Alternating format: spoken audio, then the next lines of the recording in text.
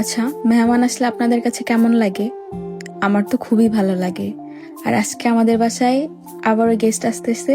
So তাদের জন্য আজকে কি কি আয়োজন করলাম সবকিছুই থাকছে এই ভিডিওতে। সো ভিডিওটা লাস্ট পর্যন্ত দেখতে থাকুন।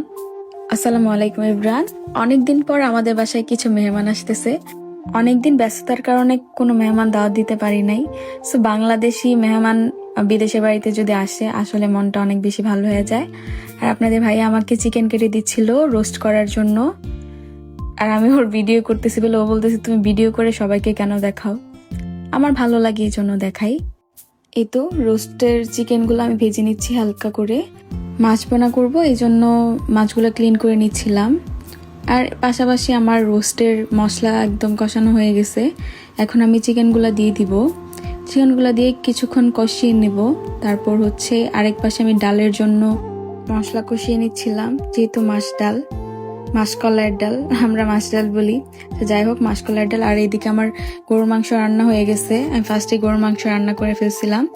এদিকে আমার মাছের ডাল অলমোস্ট হয়ে গেছে। এদিকে রোস্টও হয়ে আসছে। আর আমি মাছ ভাজার জন্য মাছগুলো হলুদ মরিচ দিয়ে মেখে নিলাম। মাছগুলো একটু কড়া করে ভেজে নিচ্ছি, কারণ এইখানে ফ্রোজেন মাছ ভালোভাবে না ভাজলে তরকারি একটু খাইতে ভালো লাগে না। পাশাপাশি সালাদ কেটে নিচ্ছিলাম, কারণ একটু পরে মেহমান চলে আসবে। আর আজকে আমি একা হাতে মূলত সবকিছু করছি। আপনাদের ভাইয়া চিকেন কেটে দিয়ে চলে গেছিল কাজে। তো আজকে সব আয়োজন মোটামুটি আমি একাই করছি, আলহামদুলিল্লাহ। বাবার বাড়ি থাকতে মা কখনো কাজ করতে দিত না, আর এখন সংসারের সব দায়িত্ব আমার নিজের উপরে। অসুস্থ থাকলেও কাজ করতে হয়।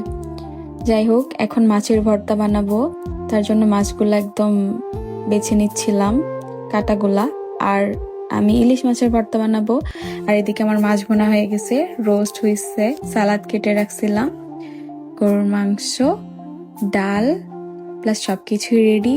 তো ওরা আসার আগে আমি একটু ডেকোরেশন করে নিচ্ছিলাম। আর মেহমানগুলা হচ্ছে আপনাদের ভাইয়ার ছোট ভাই ব্রাদার। তো সবাই মিলে আজকে আমরা মোটামুটি একটু বাঙালি খাবার খাবো। আর আমি সবগুলো সার্ভ করে দিচ্ছিলাম। আর আপনার ভাইয়া এসে আমার ভিডিও করা শুরু করে দিচ্ছে। সবাই একসাথে নিচে বসে খাবে, তো নিচে ওদের জন্য সবগুলা সার্ভ করে দিচ্ছিলাম। তো সবাই খাওয়া শুরু করে দিচ্ছে। আর আমি এদিকে চটপটির জন্য ডাল সিদ্ধ করতেছিলাম বিকালের নাস্তা হিসাবে।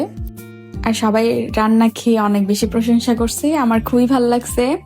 আর যারা আমার বাসায় মেহমান আসে, ব্যাচেলাররা, তারা কখনো প্লেট ধুইতে দেয় না, তারা নিজের প্লেট নিজেই ধোয়। তো আমার ভালোই হয়েছে, আমার প্লেট ধোয়ার ঝামেলা লাগে না।